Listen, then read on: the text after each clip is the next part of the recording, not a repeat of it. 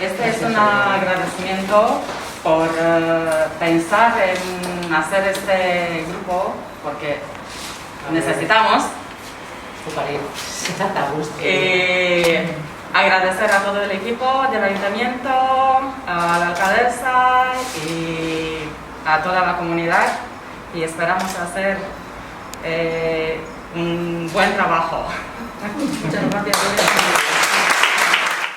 Ongi etorria eman, baina zorionak ere bai. Zorionak batez ere indosmena guztiatik eta hau guretzako erronka bat izan dena, betetzen nahi da bai, eta oso garrantzitsua da guretzako emakumeen eta gizonezkoen arteko berdintasuna benetan bultzatzen jarraitzea eta benetan sendotu deixen eitsi da, ez?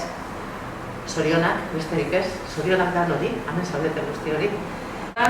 Gustatuko litzaizuke beste modu batera irekiera ekitaldi hau itxia, uste dugulako gune hau elkarlanerako gune badala, sariak eitzeko gune badala, eta gustatuko zitzaigun hori izatea gaur ekitaldi honen muina, baina egoerak ez dugu gusten eta modu honetara antolatu dugu.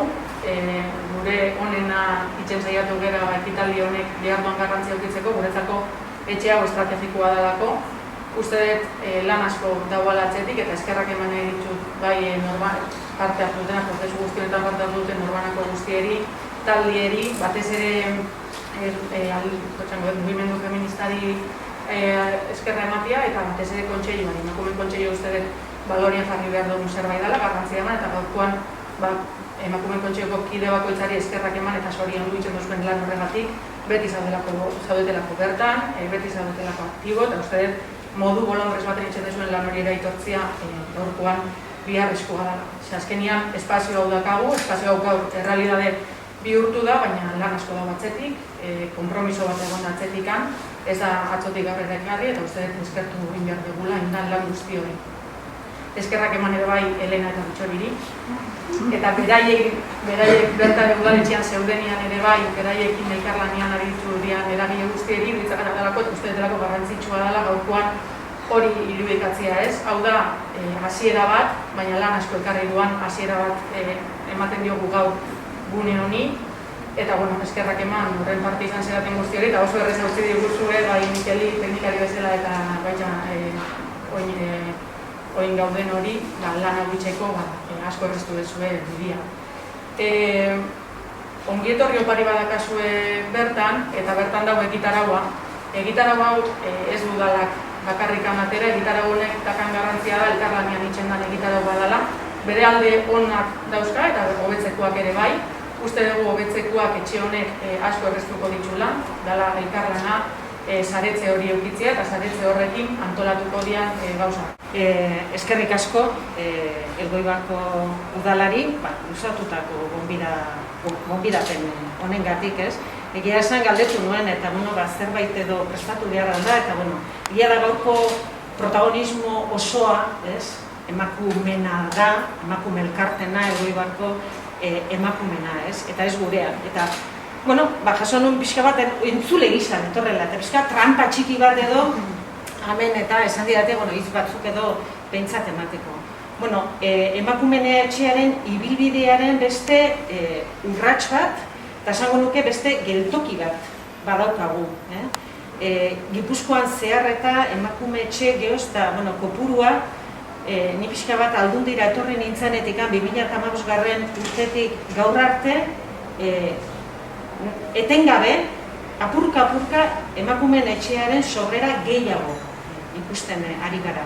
Eta uda honetan bereziki gainera denbora labur batean, bai Zumaia, Zarauze ez aspaldikoa baita ere sortu egin da, Elgoibarko amentxe dago, eta uste momentu honetan 14 emakumeen etxe dauzkagu Gipuzkoan. Ez dago horrelako mugimendurik gure inguruan.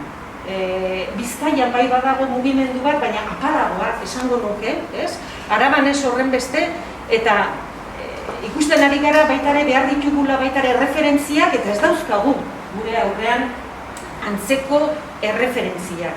Beraz, zentzu handi batean Gipuzkoa bilakatu da nolabait aitzindaria espazio hauekin kontutan hartzen baldin badeu, bai mugimendu feministak eta bai emakume elkartek aspalditik eta espazio publikoa hartzeko ez da sortu izan ditun hainbat estrategiaz.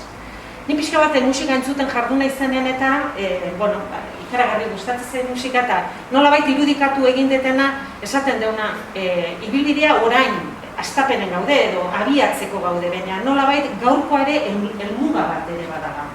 Helmuga bat bada. Ibilbide bat egin dezute, nolabait hau eratzeko, honi zentzu bat emateko, funtzioak eskaintzeko. Eta era berean esan beharra daukat, ez soilik Elgoibarren edo Zumaian edo beste herrietan, baizik eta lurraldean ere badaukagu nolabait edo identifikatu egin dugu behar bat. Eta da, emakumeen etxeak bai, baina zemotako eredua daukagu. Bakoitza bere herria nolabait autonomia osoarekin barne prozesuak eta garatuz, sortzen ari gara herri bakoitzean emakumeen etxe bat. Baina irudikatzen aldeu lurraldearen ikuspuntutik baitare koherentziaz gehiago irabazteko sendotasunean ere bai, baldaukagu nolabait oinarri amankomun bat lurraldearen ikuspegitik hori da galdera bat. Eta abituta daukagu gainera prozesu bat, Elgoibar ere parte bada, eta nik uste dut gaur egiten den abia puntu honekin, ibilbide horretan txertatuko gara, eta, esperoko nuke edo nahiko nuke behintzat ibilbide horretan, kalkulatuta daukagu 2022 urte osoan arituko garela lan horretan, nolabait baita ere Elgoibarrentzat ere, aberastasun puntu bat emateko posible izango dela baita ere Aldundiaren ikuspegitik eta martxan jarri dugun ekimen honekin. Beraz, hauxe daukete ez gehiago esateko, zen ikuste dut unea zuena da, eta mila esker.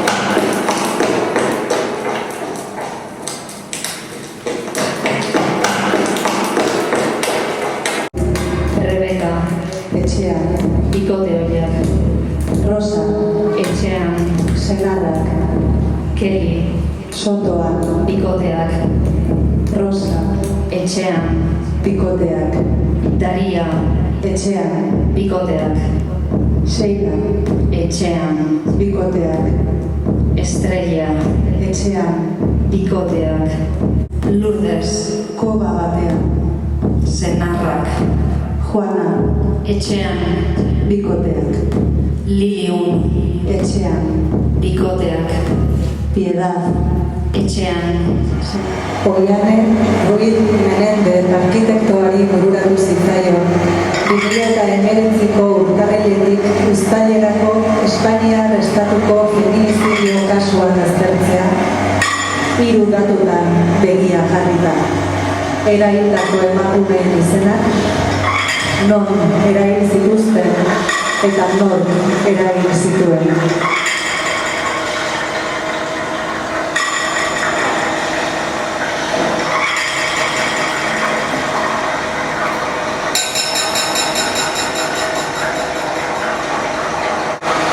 Nire amaren etxea defendituko du. Otsoen kontra, sinakearen kontra, lukurreriaren kontra, justiziaren kontra, defenditu egiten du nire amaren etxea. Galduko ditut azietak, soloak, pinuriak, galduko ditut errenkak, baina nire amaren etxea defendituko du. Armak kenduko dizkidate, eta eskuarekin defendituko dut nire amaren etxea. Eskuak ebakiko dizkidate eta besoekin defendituko dut nire amaren etxea. Besorik gabe, sorbantarik gabe, bularrik gabe utziko nuke, eta animarekin defendituko dut nire amaren etxea. Ni hilen naiz, nire harima galduko da. nire askazia galduko da, baina nire amaren etxeak iraunen du zutik.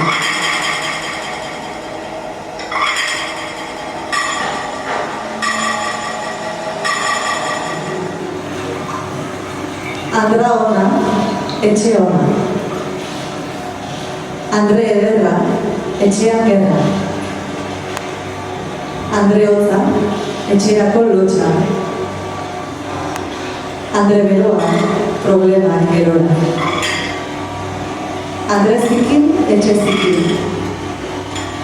Emazte buruari senarraren buruko mina. Emazte edalea, etxe galtzaren. Emakume bakartia, esabizeu delakia.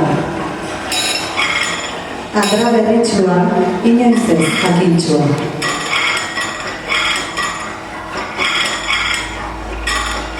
Emaztea, senarraren idantea.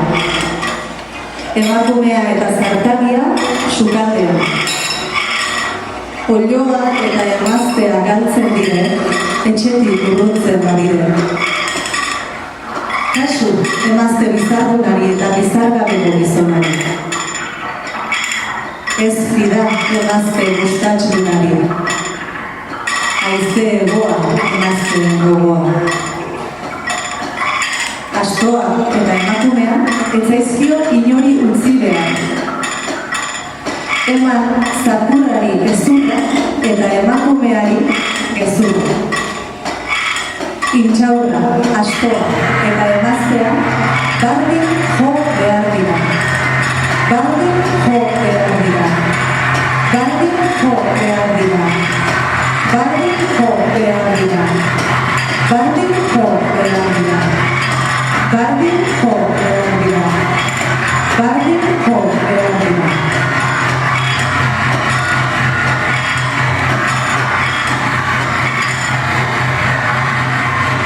Geure gorputz propioa. Emakumeon mugimendua, ahotsa eta imaginazioa ere biolentziaz imatzen dira. Emakumea gizonarena izan da, etxea, intxaurra eta astoa bezain. Lurra, abeleak eta emakumeak denak haren jabetzako. Emakumeen etxeak Euskal Patriarkatuaren mito faltsuaren kontrako eraikuntzak dira. Ez dugu gehiago aitaren etxeko amaren sua zaindu nahi. Utzi ezaguzuen etxeko aigerua hiltzen. Jaso dezagun etxea, zertarako eta kalea hartzeko.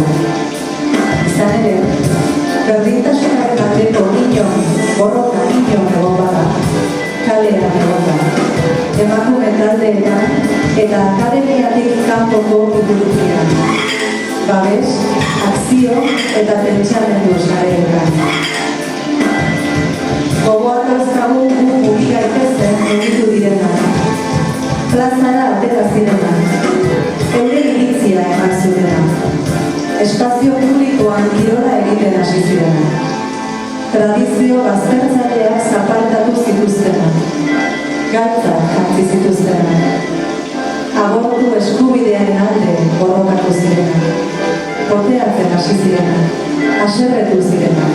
Plazerari bidea ireki zizkionak.